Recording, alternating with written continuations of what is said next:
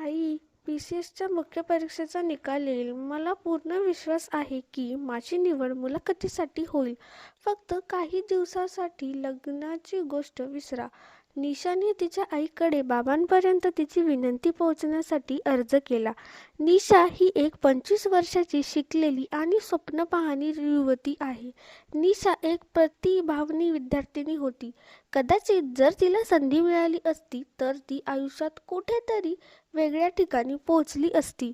निशा आपल्या बाबांमुळे भोपाळच्या NIT मध्ये शिकवण्यापासून वंचित राहिली. निशाने प्रवेश परीक्षा उत्तीर्ण केली होती. काउन्सिलिंगसाठी फॉर्म भरून बाबांना दिला होता. पण बाबांनी तिच्या प्राधान्यक्रमांकडे बदल केला. निशाला मन मारून तिच्या अजमेर शहरातील वुमन्स इंजिनिअरिंग कॉलेजमध्ये प्रवेश घ्यावा लागला. निशाचं कॅम्पस सिलेक्शनही झालं होतं.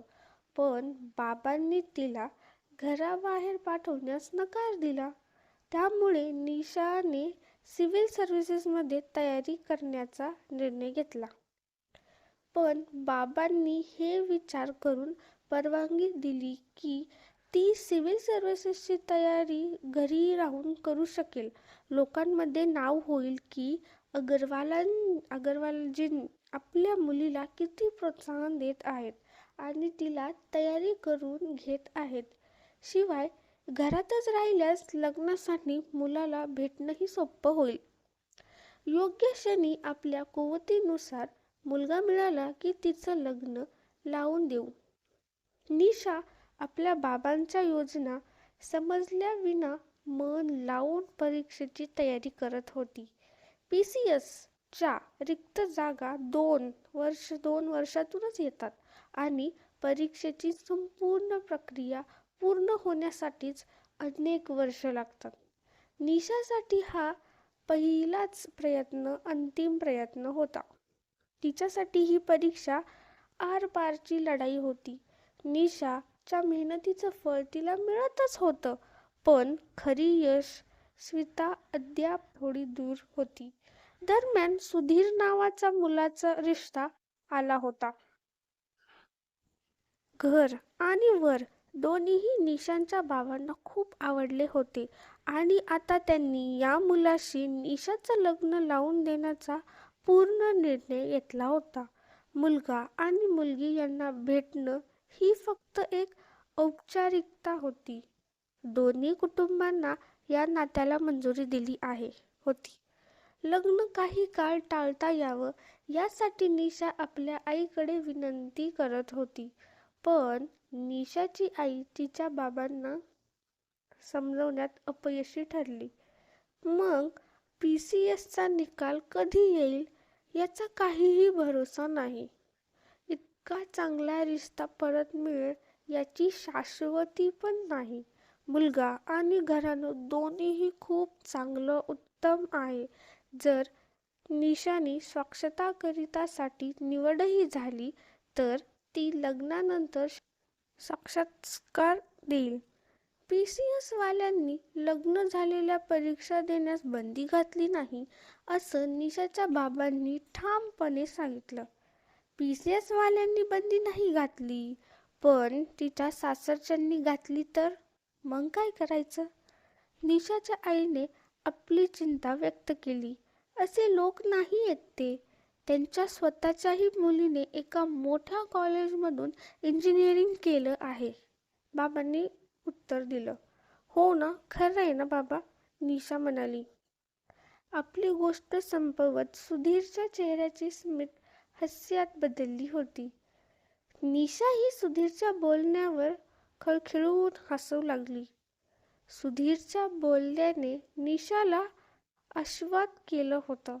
सुधीर एक चांगल्या पगाराचा IT कंपनीत बेंगळुरूमध्ये काम करणारा एक समंजस मुलगा होता.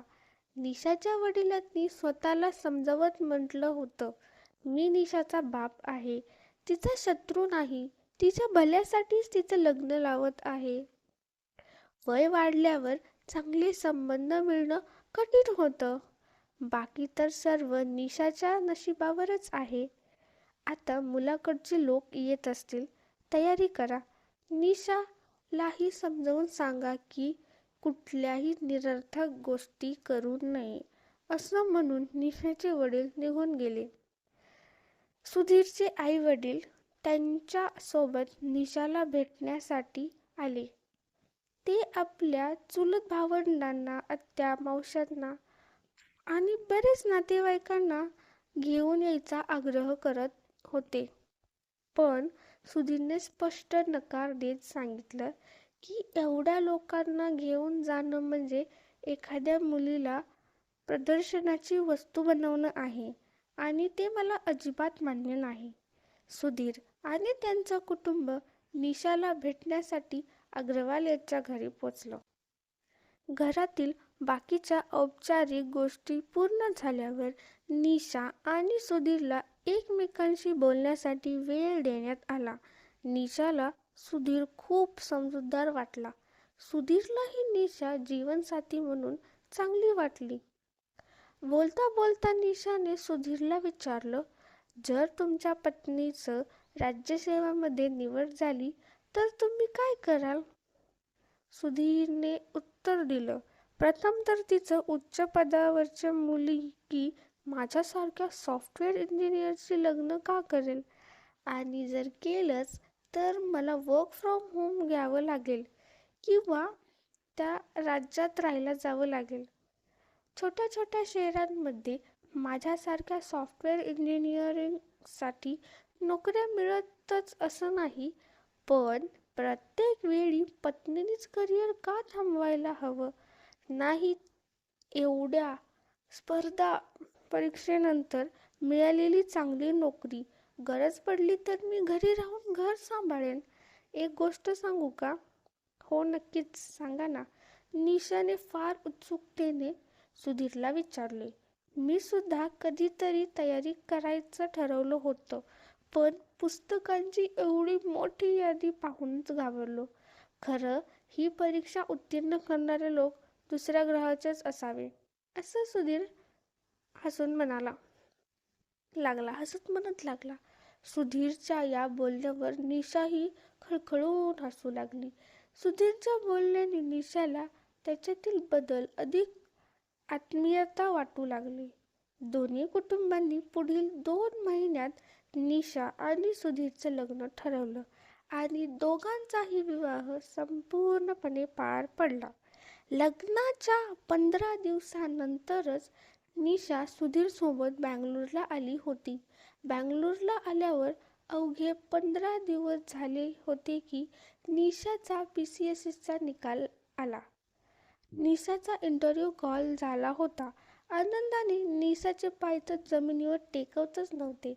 तिने सुधीरला तिच्या निकालाबद्दल सांगितले. सुधीरला आश्चर्य वाटण्यासोबत खूपच आनंद झाला. त्याने म्हणलं, तू तर खरीच छुपी रुस्तम निघालीस. पण अजून माझ्या आई वडिलांना तुझ्या निकालाबद्दल सांगू नकोस. निशाने विचारलं, का? त्यांना सांगणं आवश्यक आहे. आपल्या सूनबाईंच्या यशाबद्दल ऐकून त्यांनाही आनंदच होईल ना. सुधीरने समजावत म्हणलं, जेव्हा तुझी अंतिम निवड होईल तेव्हा सांगू, नाहीतर आत्ताच सगळेच तुझ्याकडनं अपेक्षा लागतील आणि अपेक्षा तुटल्या तर खूप वाईट वाटतं, नाही का? निशाने म्हणले, हां, तुझं बरोबर आहे. आपण सगळं झालं की आईबाबांनाही सांगू. सुधीरने आपल्या बोलण्याने निशाला पटवलं. सध्या कोणताही ताण निशाच्या इंटरव्ह्यूच्या तयारीत अडथळा निर्माण करू शकतो. सुधीरला हे माहिती होतं की त्याचे आई वडील स्वतःला कितीही प्रगत विचारांचे म्हणत असले तरीही त्यांना अजूनही हे मान्य होणार नव्हतं की सुनबाईच्या नोकरीसाठी मुलाने नोकरी सोडावी किंवा मुलाने वर्क फ्रॉम होम करावं, घरी बसून काम करावं. त्यांची मते वर्क फ्रॉम होम म्हणजे घरकाम करणं होतं. मुलाने जर घरी राहून घर सांभाळायचं आणि सुनेने बाहेर काम करायचं, हे त्यांना कधीच मान्य नव्हतं. जरी ते जणू प्रवाहाविरुद्ध जाण्यासारखं होतं. त्यांच्या दृष्टिकोनाची मूळ त्यांच्या सामाजिक, सांस्कृतिक आणि मानसिक चौकटीतच होती. जर सध्या त्यांना निशाच्या निवडणुकीबद्दल समजलं असतं तर कदाचित ते तिला इंटरव्ह्यूसाठी जायला देणारच नाहीत. सुनबाईंचं पद मुलाच्या पदापेक्षा मोठं असणं हे त्यांना कितीही परिस्थितीत मान्य होणारच नव्हतं. सुनबाईंचं स्थान मोठं झालं तर तिच्या कुटुंबाचंही स्थानही मोठं होईल. मग मुलाकडच्यांचा अहंकार आणि श्रेष्ठत्व काय? जेव्हा पती पत्नी आपसात चर्चा करून निर्णय घेतात तेव्हा समाज अशा जोडप्यांबद्दल पती बायकोच्या ताब्यात आहे असं म्हणतोच. पण एखादी पत्नी नवऱ्याच्या प्रत्येक गोष्टीला डोळे झाकून मान्य करते तेव्हा तिला नवऱ्याचा गुलाम असं कोणीही म्हणत नाही.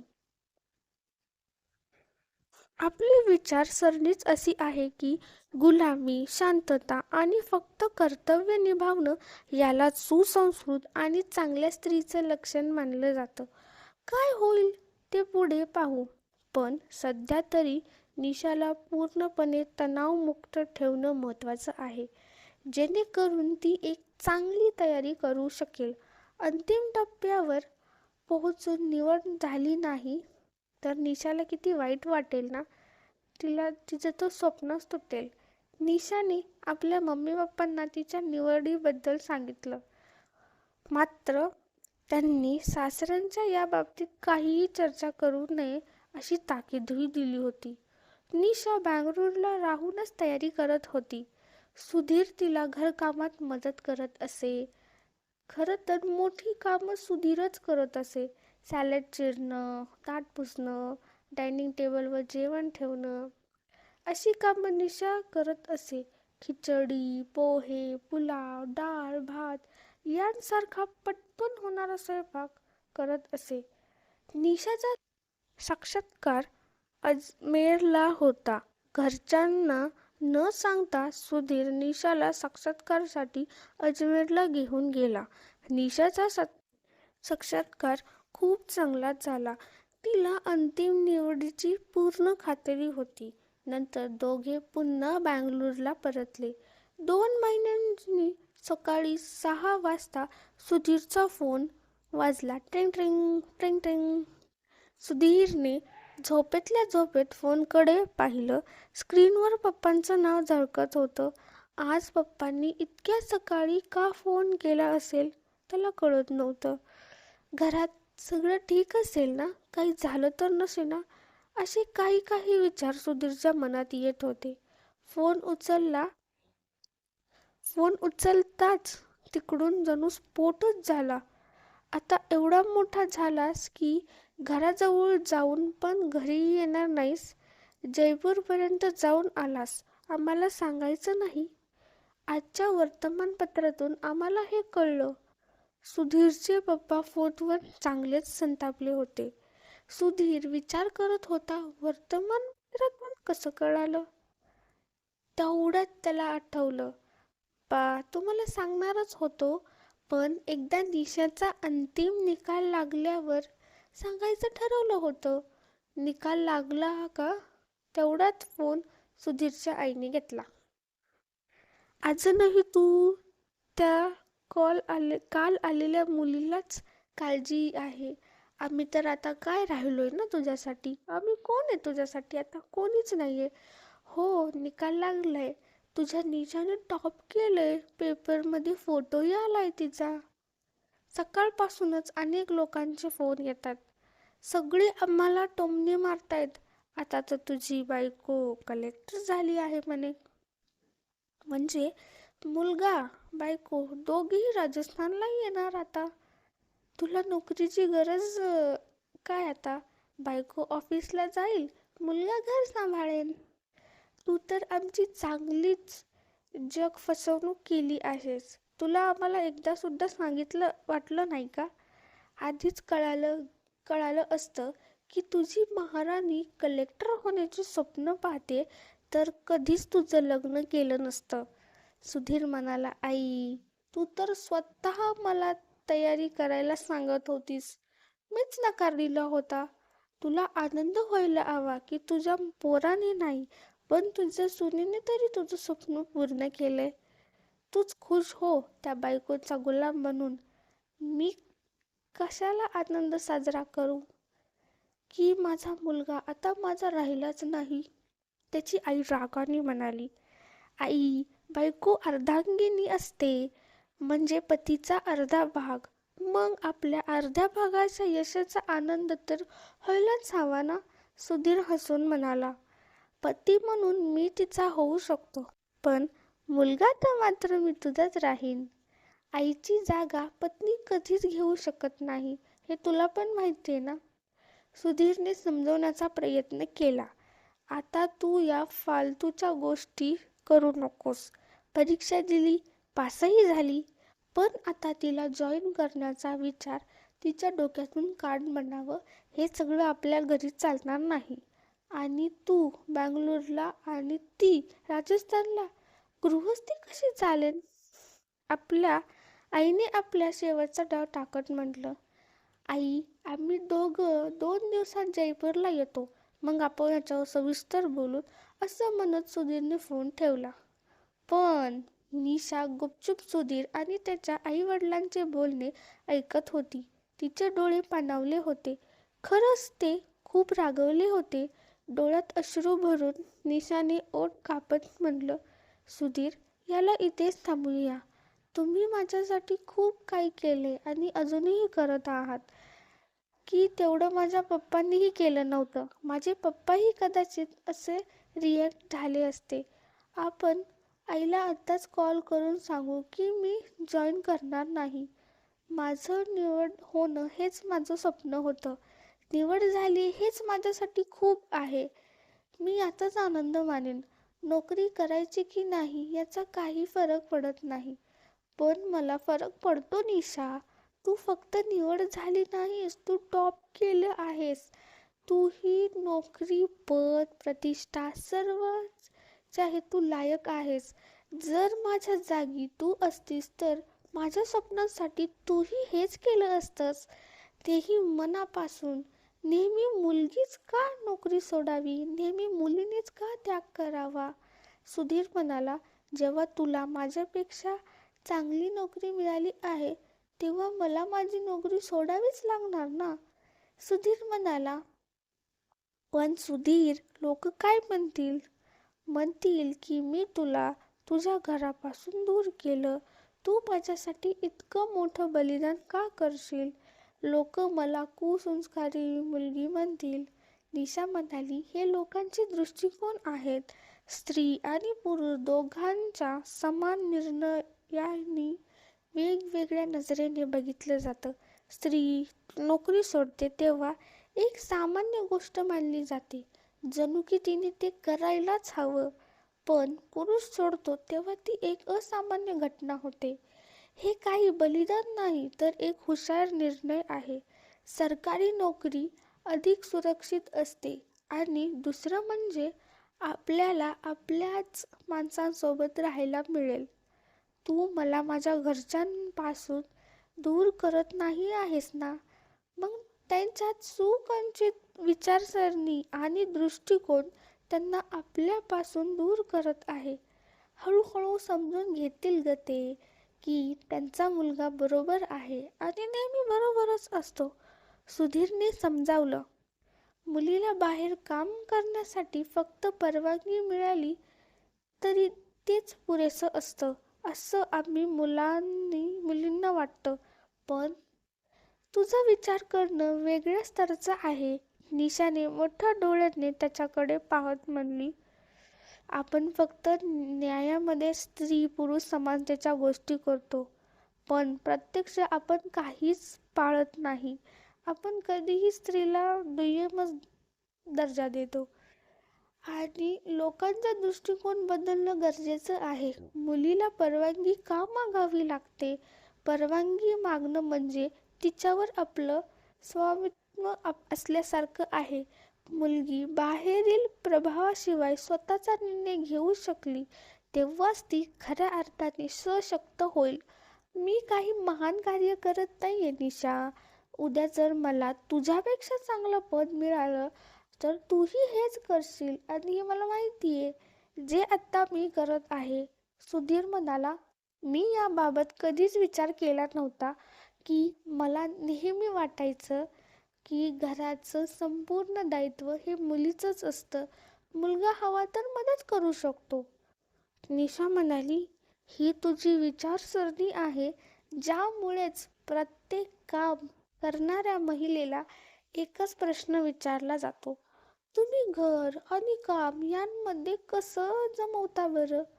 कधी एखाद्या पुरुषाला हा प्रश्न विचारला जात नाही आणि तरीही आपण स्त्री समानतेचा गाजावाजा करतो. सुधीर म्हणाला, तू खरंच ही फॉर शी आहेस. निशा म्हणली, चल आता तयार हो. माझ्या अर्धांगिनीने PS टॉप केलं आहे. सेलिब्रेशन तर बनतंच. माझ्या अर्ध्या अंगाची उपलब्धी माझीच तर आहे. सुधीर म्हणाला आणि बाहेर फिरायला गेले. जर तुम्हाला ही कथा आवडली असेल तर please like, share and subscribe. Thanks for watching.